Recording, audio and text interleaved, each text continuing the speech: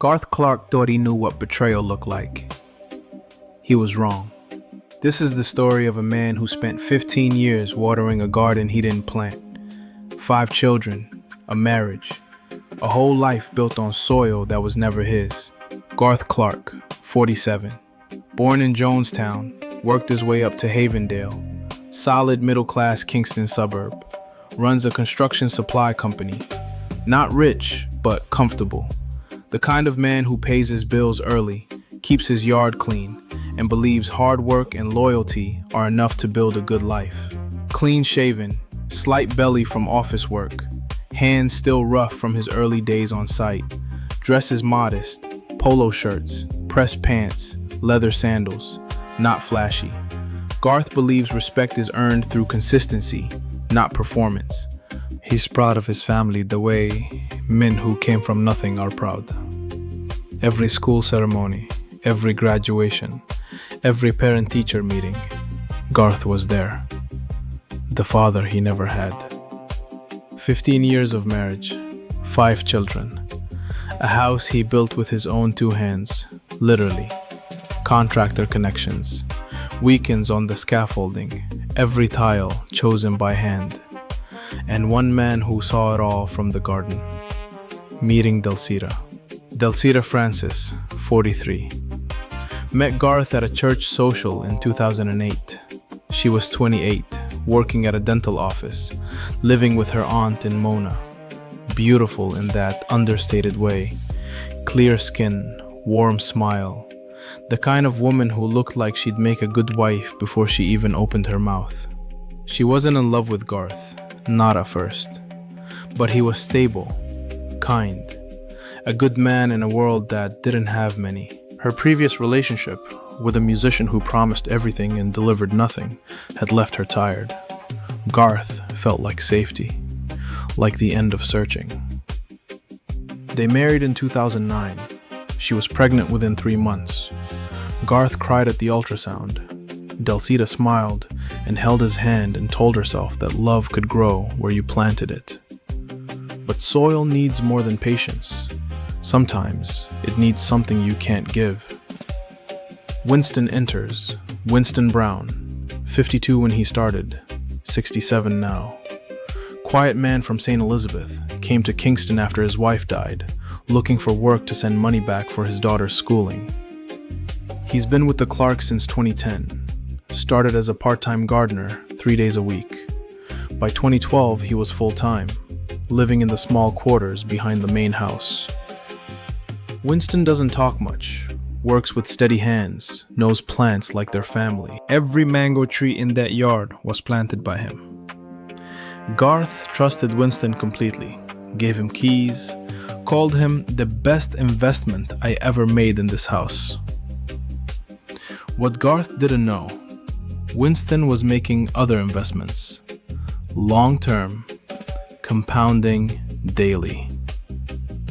5 children, let's run them.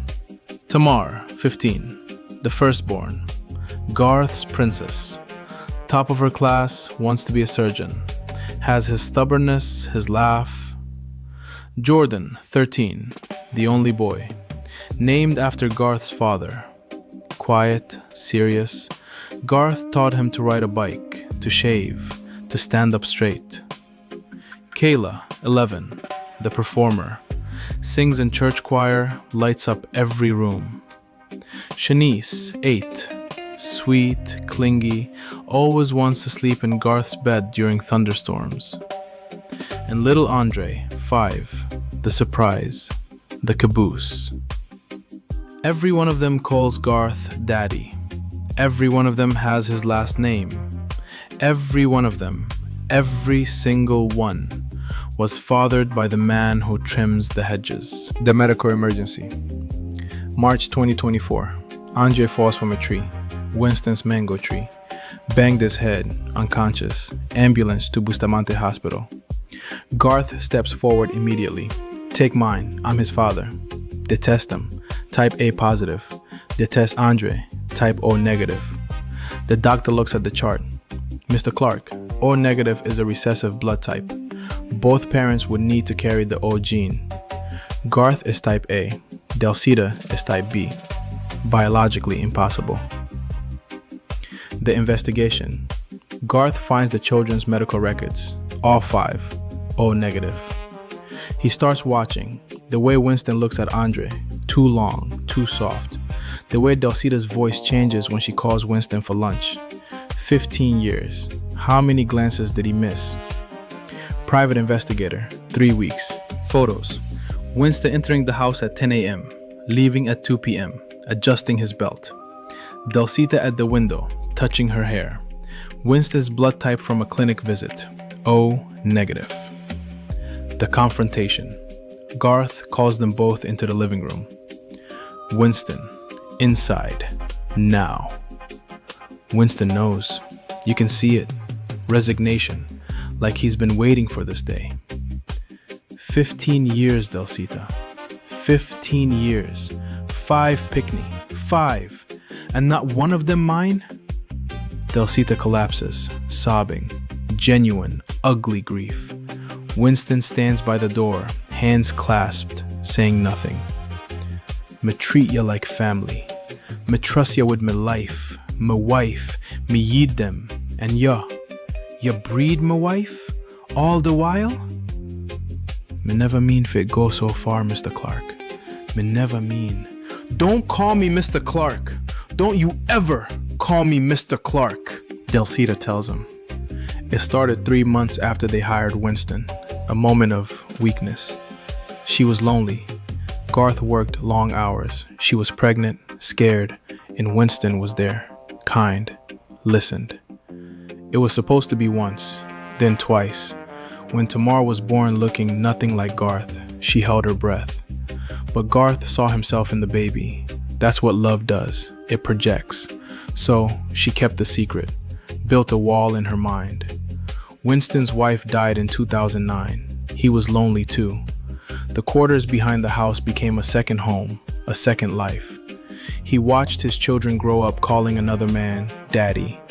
15 years, 2 men, 1 life so big it became the foundation of a house. Garth moves out, 1-bedroom apartment in Halfway Tree, sees a therapist, drinks too much some nights. He hasn't told the children, doesn't know how. How do you tell 5 kids that their father isn't their father, but the gardener is? Delcita still lives in the house. Winston still works there.